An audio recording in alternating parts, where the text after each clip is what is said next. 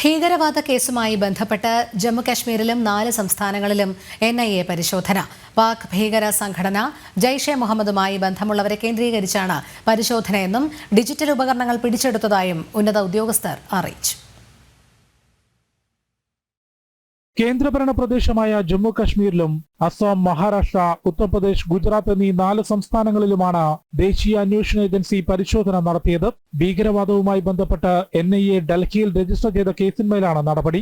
19 ഇടങ്ങളിലാണ് പരിശോധന നടത്തിയതെന്നും ഡിജിറ്റൽ ഉപകരണങ്ങൾ പിടിച്ചെടുത്തിട്ടുണ്ടെന്നും ഉന്നത ഉദ്യോഗസ്ഥർ അറിയിച്ചു. പാക് ഭീകര സംഘടനയായ ജയ്ഷെ മുഹമ്മദിന്റെ പ്രവർത്തനങ്ങൾക്കായി രാജ്യത്ത് നടത്തിയ യുവാക്കളുടെ റിക്രൂട്ട്മെന്റ്, അനധികൃത സാമ്പത്തിക സമാഹരണം, സമൂഹ മാധ്യമങ്ങളിലൂടെയുള്ള ആശയ പ്രചാരണം എന്നിവയുമായി ബന്ധപ്പെട്ട ആളുകളിലും കേന്ദ്രങ്ങളിലുമാണ് പരിശോധന നടത്തിയത്. പാകിസ്ഥാൻ ഭീകരരുമായി ആശയവിനിമയം നടത്തിയതിന്റെയും ഭീകരവാദത്തിനായി സാമ്പത്തിക സമാഹരണം നടത്തിയതിന്റെയും തെളിവുകൾ അന്വേഷണ സംഘം കണ്ടെത്തിയിരുന്നു. ഇതുമായി ബന്ധപ്പെട്ടവരെ കേന്ദ്രീകരിച്ചാണ് അന്വേഷണ സംഘം പോലീസിന്റെയും CRPFന്റെയും സുരക്ഷയിൽ റെയ്ഡ് നടത്തിയത്. ജമ്മു കശ്മീരിൽ അനന്ത്നാഗ്, റിയാസി, ബഡ്ഗാം എന്നിവിടങ്ങളിലും പരിശോധന നടന്നു. ജനം, ഡൽഹി.